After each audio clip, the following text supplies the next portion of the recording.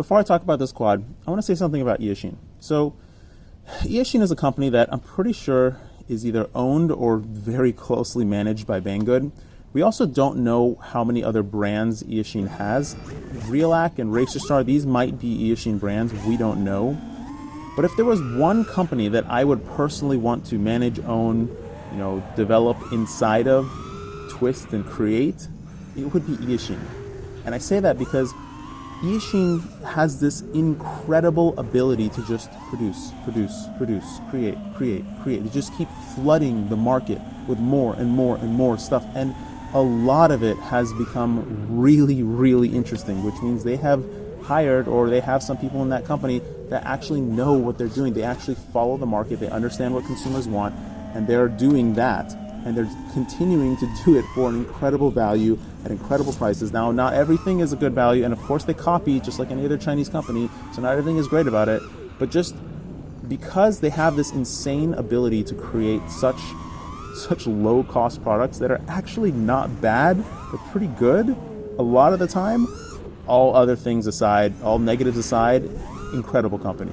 All right, so now moving on to this quad. Before I talk about the quad, I want to talk about the most important part about this quad, which are the motors. And the motors are, I don't even know what to say about the motors because they're so unusually good, and for such a very good value. It's like I said, the reason why I think Eachine is such an amazing company and has this incredible ability to create such amazing things. Good quality, bad quality, doesn't matter. They can just create anything.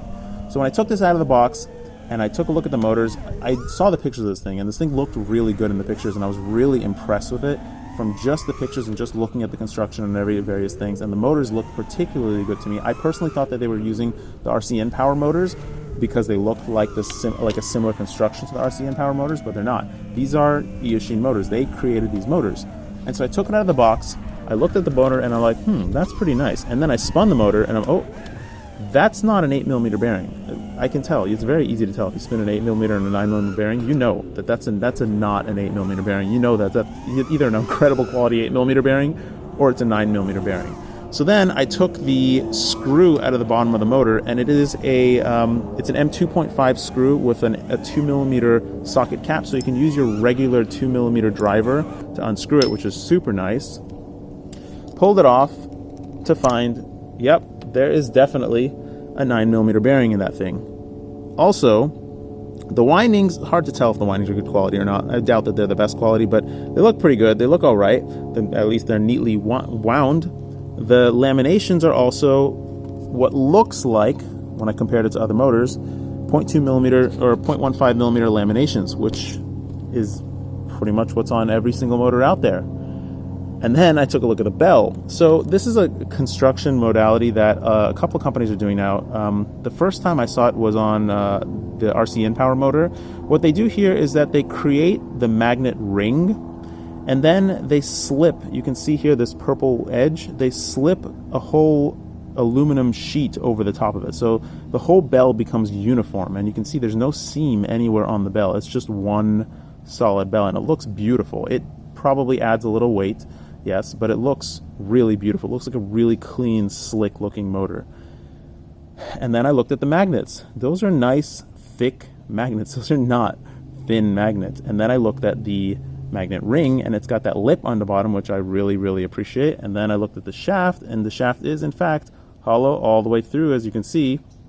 And then I put the bell back on the motor, and I spun it some more, and I was amazed at how amazingly smooth it is. And then I looked at the air gap, and I'm like, wow, that's a pretty tight air gap. And then I felt the motor a little bit, spinning it some more. I'm like, these hard to tell from just rotating in your hand, but these feel like some pretty strong magnets. I think this is going to be a pretty darn good motor. Okay, and that's where we get to the performance of this thing. So I am genuinely impressed with this 2306 motor. I'm not a fan of 2306, and it does perform just like a 2306. And it's also not 1650 kV. It claims to be 1650 kV, but it's definitely not. And I can tell that because when I compare it against so many other motors, it's absolutely not 1650 kV. This motor is definitely 1850 to 1900 kV, somewhere in that range, probably around 1850 or a little bit more than 1850. which is fantastic because that's the range it should be in. I don't know why they put the wrong kV on motors to begin with. Anyways, if you haven't realized what I'm trying to say, the best part of this quad is the motor, and it's an amazing motor. It's a $15 motor, and honestly, unless you want to support a particular pilot or a particular brand, I wouldn't recommend any other motor other than this one, because it is all the same quality as the highest end motors that I've used, except it's $15, and there's just no point. Why spend more money when it even looks good? It's even a good looking motor. So I would give this motor the new kind of like best value motor out there. Yes, the RCX motors are excellent. Yes, all that stuff is great. But if you like 2306, this is amazing. This is truly an amazing value, and it should not be underestimated. Okay, so now let's talk about the performance of the quad. This quad performs the same as the highest end build quad that you can buy. A lot of that has to do with the software. So software is really king here. It is making a huge difference on this quad, and it does perform really, really well. And it's also $175, and that's what makes it so darn interesting. And it comes with everything you see here except for the GoPro, which is really amazing. So how are they getting this incredibly low price point? Well, I'm actually going to do a review on this thing, so I'm going to take it apart and show you and talk about all the parts. So this mount that it comes with, it's actually a GoPro mount. It's not a box camera mount. I don't know where my box camera is. I had a box camera, and in the pictures it shows a box camera. You could probably cram a box camera in there, but it's not like a mushy silicone mount. It's a TPU mount that's a little bit more firm. First, let's talk about the frame. The frame is apparently a very similar copy of the QAV-R2, somebody told me. It's generally fine. It feels super sturdy in the hand. The arm design is not what I would call ideal. It is going to break right here. It's definitely going to break. I haven't seen other people break it. I think Andy RC broke his, but it's definitely going to break right here, right here, right here. It also doesn't have enough bumper for my taste on the motor bumpers. The top plate is also a little bit wonky. They put these strap holes in the middle here somewhere. The bottom is 3 millimeters, which is nice, but they have this massive cutout for the mini camera they're using, not the micro camera that they're using, probably because the mini cameras were cheaper for them to get in mass.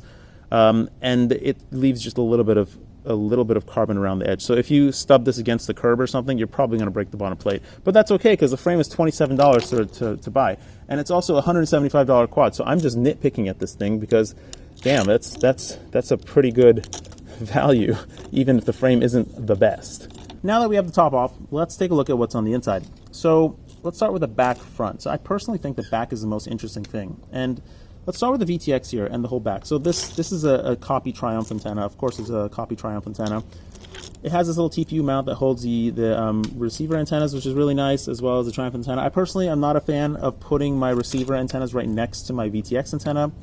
Just the broadcasting of the VTX antenna is kind of just blasting noise onto the control antenna. Not really a big deal. It's pretty common today as well. It's just not my personal preference. It's just the way I build, because I've been building things for so long and dealt with so many issues. So let's now look at the VTX. The VTX is using an MMCX connector. Like I said, there is somebody at Eachine that at least follows market trends and knows what's hot or what is trending at the moment. The VTX, I have no idea what power it is. I know it's maybe it has smart audio, so I don't know if they're actually paying TBS for that, but it has smart audio, and it says it goes up to 800 milliwatt, but who knows what milliwatt it is. It seems to do okay based on its performance and the antenna performance, which probably isn't very good. I would say it's somewhere in the vicinity of 200 milliwatt, which is probably what it is in reality. Like I said, it has smart audio, which is really nice. You do have that great control. The back has this little shelf on the side here. It comes with the wire just hanging out the back so that you can plug in your VTX or your receiver. And it has this little shelf on the back, which I presume is for the receiver. It's expecting you to use the smallest receiver that's available for your controller, which is totally fine. It's pretty routine these days. And the most interesting thing, well, we haven't gotten there yet. What you see underneath the VTX is this. This is actually the SpeedyB Bluetooth. Actually, this might be interfering with your video or control, because I have a lot of video noise on this quad. I don't really know why. It might be because of the placement of the receiver, which is what Crossfire does to my other quads. That's why I moved my receiver all the way to the back, away from all the video stuff. I don't know if this SpeedyB Bluetooth is actually causing some video noise. It might be. It's really nice that they threw that in there, because for $175, that's a freaking incredible value. But the most interesting part about this quad, aside from the motors, is going to be this board under here. So this board, it looks like a flat PCB, but in reality, it's not. It's actually a board that Eachine has developed. I'm sure it's not original. I'm sure they copied it from somewhere, because Eachine loves to copy just like any other company. When you look underneath, what you're looking at here, that's actually a battery. That's a LiPo, and that's a beeper. So this is where the beeper on the quad is. It's a blisteringly loud beeper as well. What this LiPo does is that when you plug the quad in, it actually charges the LiPo. And if you crash and your battery goes flying, your main battery goes flying, your beeper is still powered. It doesn't power anything else on the quad, but it knows that it was unplugged. And a minute later, that thing starts blaring. That is an incredibly new pilot friendly feature. That is a really thought forward thing that Eachine has done, and it's really appreciated. It would be really good for beginners. Hell, it'd be better for me. I would probably be better off if I had that feature on my quad. However, I would never carry the weight on my quad, so I don't care all that much. So I'd rather go searching for my quad the very few times that it happens. So moving forward, well, let's not go to the middle. Let's look at the front. The front is using a Foxter camera. I thought it was a full-size camera. It's actually a mini camera, it looks like. I haven't used many mini cameras, but I'm pretty sure that they don't typically have this long extension piece on the front. I don't really know what camera this is. Whatever it is, it's a CCD camera, and it's perfectly fine. Aside from the video noise that I'm getting, which is ridiculous, it's perfectly fine. But now let's look at the middle of the quad, the actual stack. So this is a flight controller. It is an F4 flight controller, super nice. It does have connectors on it, presumably because somebody has to sit there and build this thing, and they want to have the fewest solder connections possible to make the build as quick as possible. However, there is a significant issue with the stack and the construction and the build of this control stack.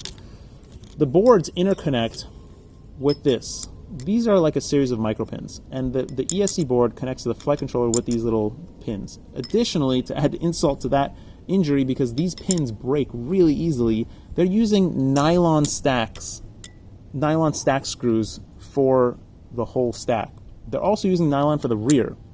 So the problem, a new pilot may not know, the problem with this is that when you crash, if you crash hard or knock hard, it's very likely, not always, but it is. I mean, I have done this on every single quad that I've ever built with these nylon standoffs, ever in the history of my quad experience.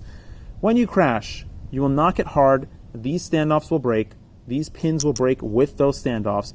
Everything will break, and you will be SOL because you will not have the ability to repair, because it's unrepairable. It would be an incredibly difficult solder job to repair this, and it's probably not worth the time, although I'm sure many new pilots will attempt to do that. So I'm not a fan of this interconnect, and I'm betting that that's going to, if nothing breaks electronically, that's probably going to be your main issue. Now, looking at the ESC board, it's really hard to tell if ESCs are going to burn or not, or are going to be good long-term, what's what. It's really hard to tell. However, I do see that they're using the larger style FETs on the board, which is appreciated, but it also doesn't mean all that much. It could just be low quality, or it is low quality. Everything is on this quad has to be low quality for the price that they're selling it for, but low quality doesn't mean that it's not reliable enough to last the lifespan of the quad. I don't know how long that ESC board is going to last. It's probably better off on 6S rather than 4S. But another thing that I'm not a fan of about the stack is that they put the stack in. So they built this quad to be as clean as possible. And I would too if I was them. I would want my quad to look super clean, super neat, so that new pilots look at it and think, oh man, this is awesome. It's so clean and neat, I want it. But in reality, the way they've oriented the ESC board is not new pilot friendly. If you do have to replace a motor, you can't get at the solder tabs to unsolder and solder in a new motor. They're all the way deep in there. You have to take apart the whole freaking thing to get at those solder tabs. That's why I personally build my whole quads with the ESC, with the solder pads out to the side, so that I actually have access to them and I can repair the quad and replace the motor without taking anything apart. I don't have to take the top plate off. Additionally, they have the power leads soldered inward that come out the back, which is totally fine. It looks super clean, super neat. That's not really a major issue. This whole thing is not really a major issue. However, I'll get to the major issues in a second. Actually, let's talk about that now. So I think I've gone over enough of the details of this quad. Let's just talk about if I recommended, what I think about this quad overall. This is a really difficult quad to discuss in that respect, and I would pretty much say, like Linus Tech Tips always says, it depends. It's really hard to recommend this quad, but it's also really hard not to recommend this quad. On paper, it's an incredible value, amazing value. However, I'm not a huge fan of the frame, but I'm really nitpicking. Like, there's things about the frame that are just not optimal. The arms are not constructed properly to be durable. It does feel super sturdy in the hand, and they are going to be durable maybe enough, and you can swap out the arms. And all the parts on this quad are accessible and available to you very cheap, so you can repair it. Like, the arms are going to be really cheap. I know the whole frame is like $27. The motors are $15. I haven't seen other parts available yet, but presumably they're going to make those parts available as well. However, repairing it is going to be a pain, and it is going to break. You're definitely going to break stuff, especially if you're a new pilot. So let's back up for a second. I'm assuming that this quad is made for the new pilot, just that new person that's maybe brand new or has maybe 1 or 2 quads. They're just drooling over this thing, and they're watching these reviews and they're saying, man, the performance is really good too. I really want this quad, and it looks beautiful. And it is, and it's so cheap, and it's such great value, and it really truly is. However, you're very likely to burn something. The frame is not optimal. The camera is not optimal. The VTX is not optimal. There's nothing on this quad that's really optimal, which is the best thing I can say about it. If you were to build a quad yourself with your own parts, you can put together something that's very similarly priced. You're going to use the same $10 to $15 motors. You're going to probably use the Diatone Mamba stack. It's like $41 or $40 or something, which has gotten also really good reviews. It looks good too. You're probably going to choose an Amway or even an Eachine VTX. I recommend the Amway TX004. That's my personal favorite brand name or non-major brand name VTX. My personal favorite VTX is the Rush tank. I love all the TBS ones, but the Rush tank just like fits into my builds easier, which is the main reason why I love it. And it's just a really good VTX in general. So let's go over it again. So you can get a VTX probably for like $20. You can get your stack for like $40. You can get your receiver, which you're gonna have to buy anyways, your antennas or whatever, your motors are gonna be $10 to $15, your FPV camera is gonna be about $20, your frame, you're just gonna use a copy frame, it'll be probably an Alien copy or something for like $30, not even $30. The whole quad, the resulting quad, will cost maybe $10 to $15 more than this quad, than the Eachine quad, but you also had the experience of building it yourself. And that might be a negative for you. You might not want to build it yourself. You might want to just take it out of the box and fly it. However, if you break it, and you will, absolutely 100% without a doubt, I guarantee it, you will break it. This quad is definitely not the easiest thing to rebuild and repair. It's really a toss-up. It's really hard to say. Do you want something that's pre-built, is of questionable quality, not the best, but likely not the worst either, and will probably last you well, and has some parts on there that are really good? Or would you rather go through the experience of building it yourself? Granted, if you're new, it might take you a long time to build it yourself. This is an easy purchase. I don't know. In some sense, I would say that I feel like Eachine is sort of taking advantage of the market, just putting this out there, because it's like this amazing thing that's so cheap, and it's so good, and it's so nice, and it's wonderful, and it's so easy to buy. However, and there's always a however. You got to think about what it's like to live with it, because it's gotten to the point that we have to think about living with these squats, because this hobby has become really significant. In the past 4 years, it's become really, really significant. So I'm going to leave it at that. It gets a really neutral rating from me. Performs great. Everything on it is great. I have some video noise, which is ridiculously bad. It might just be mine. It might be where I put my VTX. It might be the SpeedyB thing. I don't know if other people have had it. You're probably going to have it as a new pilot as well. I'm not going to know how to solve it. Me as an experienced pilot, I don't even know how to solve it. I would have to fiddle with the thing and figure out what's going on and then try to solve it. The noise is actually borderline unflyable. It's really bad actually, but I can still fly it fine because I've flown through everything. A note about the motors, however.